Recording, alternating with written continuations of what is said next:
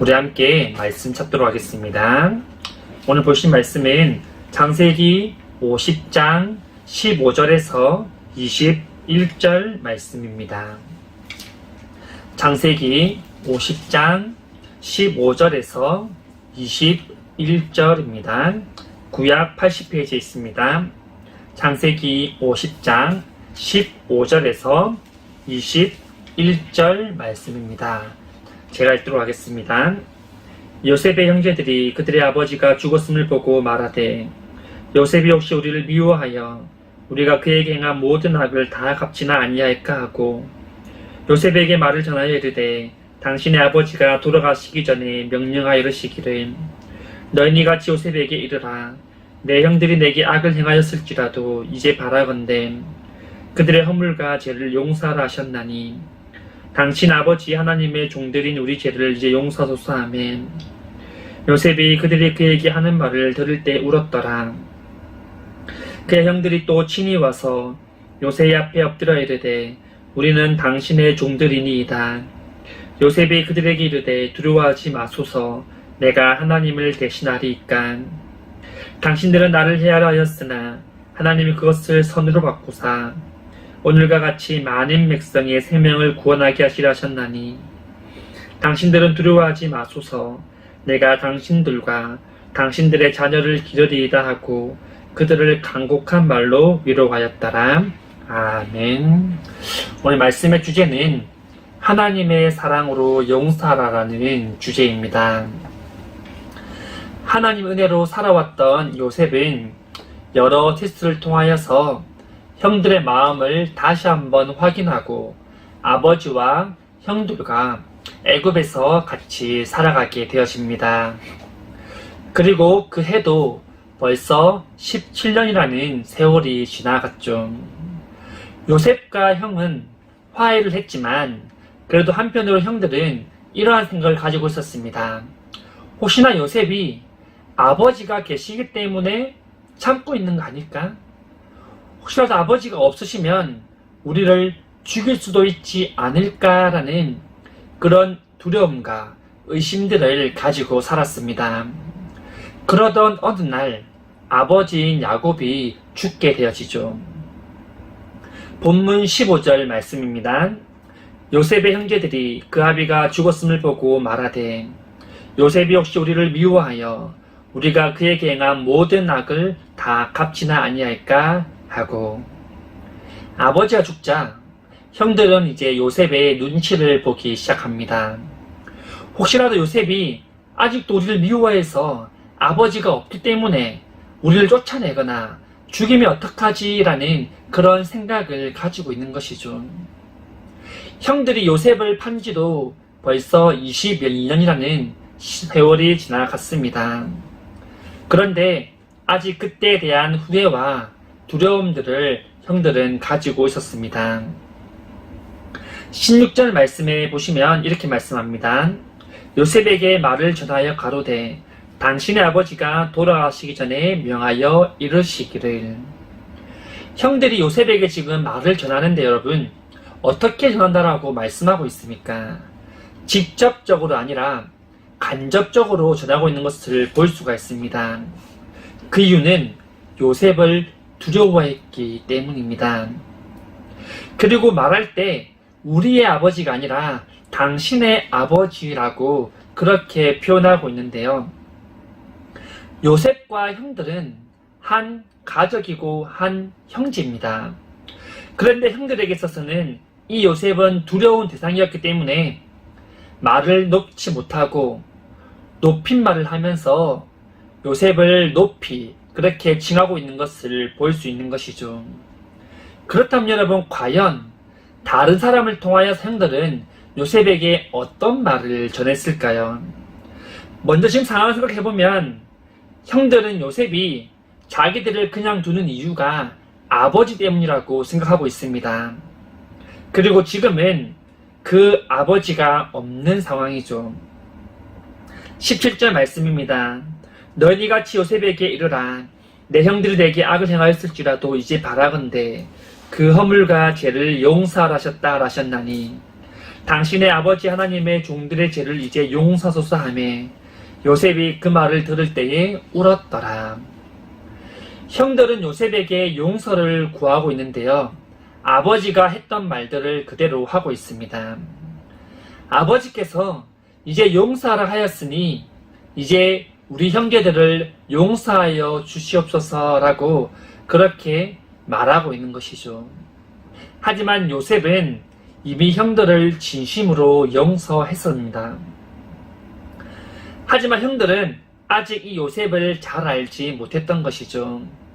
그리고 그때 일들을 떠올리면서 철저하게 요셉에게 용서를 구하고 있습니다.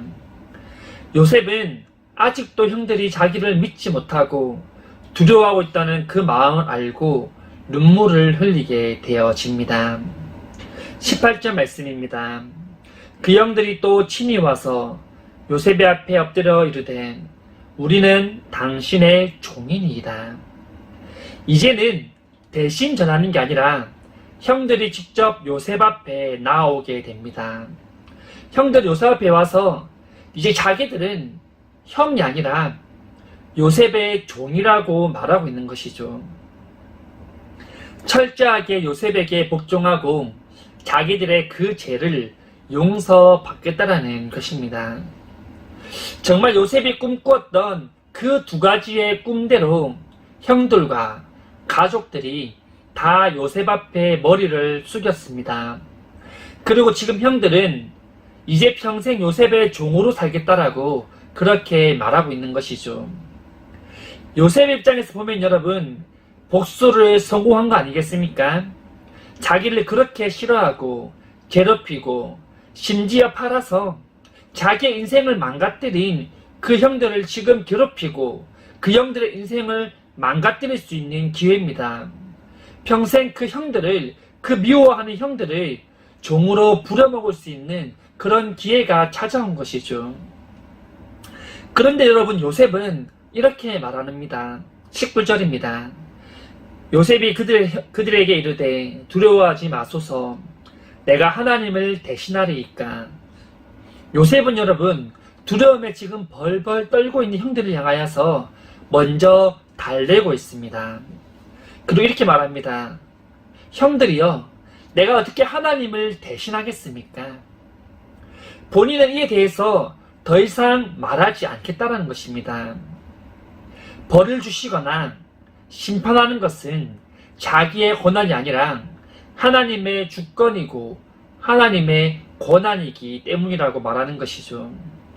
모든 것을 하나님 앞에 맡기고 있는 요셉의 모습을 볼 수가 있습니다. 여러분, 세상을 살아가다 보면 정말 악한 사람들이 얼마나 많이 있습니까? 우리는 그 사람들 향하여서 때로는 손가락질을 하고, 때로는 비난을 하고, 때로는 저주를 하고, 때로는 우리가 스스로 복수하고자 하는 마음을 가질 때도 있습니다. 하지만 여러분, 우리가 알아야 될 것은 이 복수와 심판은 우리의 것이 아니라는 것입니다. 우리의 주권이 아니라는 것이죠. 모든 것은 여러분, 정의와 공의로 다스리시는 하나님의 손에 달려 있다라는 것입니다. 그냥 하나님 앞에 우리는 맡겨드리면 됩니다. 그렇게 할 때 하나님께서 정의와 공의로 그것을 심판하여 주시고 벌하여 주실 것이라는 것이죠. 이러한 믿음이 여러분, 우리에게 필요할 줄 믿습니다. 20절 말씀입니다. 당신들은 나를 해하라 하였으나 하나님이 그것을 선으로 바꾸사 오늘과 같이 만민의 생명을 구원하게 하시려 하셨나니. 요셉은 여러분, 지금 이렇게 된 것이 형들의 잘못이 아니다라고 말하고 있습니다. 물론 여러분, 형들이 자기를 해하려 한 것은 사실이지 않습니까? 하지만 하나님께서는 그 악을 선으로 바꾸어 주셨고 지금 이 자리까지 오게 하셨다라고 고백하고 있습니다. 또한 그 목적이 바로 많은 사람의 생명을 구하기 위함이었다라고 말하고 있는 것이죠. 모든 것이 하나님의 은혜였다라고 말하고 있는 것입니다. 창세기 45장 5절과 7절에도 이러한 말씀이 있는데요. 하나님이 생명을 구원하시려고 나를 당신들보다 먼저 보내셨다라고 요셉은 고백합니다. 여러분, 이것이 바로 요셉의 신앙 고백입니다. 우리가 살아가는 모든 삶은 여러분, 오직 하나님의 주권에 있음을 믿고 고백할 수 있기를 간절히 소망합니다. 우리가 보기에는 여러분, 우리의 인생은 보잘것없어 보일 수도 있습니다. 우리가 보기에는 형편없을 수도 있습니다. 우리가 보기에는 다른 사람과 비교했을 때 부족하고 연약한 삶일 수도 있지 않겠습니까? 하지만 여러분, 지난주에 우리가 함께 고백하고 찬양했던 것처럼 모든 것은 하나님의 은혜입니다. 우리를 이 자리까지 오게 하기 위하여서 하나님이 준비하셨던 모든 계획들이라는 것입니다. 우리는 여러분 늘 하나님 속에 거하며 그 계획 가운데 살아가고 있는 줄 믿고 고백할 수 있기를 간절히 소망합니다. 21절 말씀입니다. 당신은 두려워하지 마소서. 내가 당신들과 당신들의 자녀를 기르리다 하고 그들을 간곡한 말로 위로하였더라. 요셉은 지금 두려워하고 있는 형들을 달래면서 그들의 안전을 지켜주겠다라고 말하고 있습니다. 그리고 더 나아가서 그들의 자녀들의 안전도 지켜주고 보호하겠다라고 요셉은 말하고 있는 것이죠. 더 이상 지나간 과거에 얽매이지 않고 이제부터 함께 잘 살아보자라고 말하고 있는 것입니다. 요셉은 여러분, 하나님의 사랑으로 자기의 형들을 용서했습니다. 말씀을 정리하겠습니다. 여러분, 하나님의 나라가 이와 같은 줄 믿습니다. 하나님 나라는 여러분, 용서와 화해가 있는 그런 나라입니다. 하나님 나라에는 여러분, 시기와 질투가 없습니다. 반면에 여러분, 세상의 나라는 어떻습니까? 온갖 시기와 질투, 사기, 악한 것들이 가득하지 않겠습니까? 진정한 용서와 해결을 찾아보기는 쉽지 않습니다. 여러분, 혹시라도 미운 사람이 있으십니까? 누구나 미워하거나 싫어하는 사람은 있을 수 있습니다. 사람들이 흔히 아는 에로스적인 사랑으로는 여러분, 누군가를 품거나 사랑할 수는 없습니다. 그것은 완전하고 완벽한 사랑이 아니기 때문이죠. 하지만 여러분, 예수님 우리에게 주신 그 아가페적인 사랑은 그 어떤 사람도, 그 어떤 원수도 용서할 수 있는 그런 사랑입니다. 하나님의 사랑으로 미워하는 사람을 품을 수 있기를 간절히 소망합니다. 과연 요셉이 여러분, 이 에로스의 사랑으로, 인간적인 사랑으로 형들을 품었다면 그 사랑은 과연 오래 갔을까요? 아마도 다시 생각나거나 미워하는 그 마음들이 한 구석에 있었을지도 모르겠습니다. 하지만 요셉이 품었던 사랑은 여러분, 아가페적인 사랑입니다. 모든 것을 용서하고 그들을 오히려 품을 수 있었던 그런 사랑이었던 것이죠. 이러한 사랑이 여러분, 우리 가운데 있기를 간절히 소망합니다. 하나님 요셉과 함께 하셨고, 요셉이 하나님과 함께 할 때 요셉은 오히려 자기의 형들을 품어주는 사람이 될 수 있었습니다. 성도님들이 하나님 우리와 함께 하시는 것처럼 하나님과 함께 동행할 수 있기를 간절히 원합니다.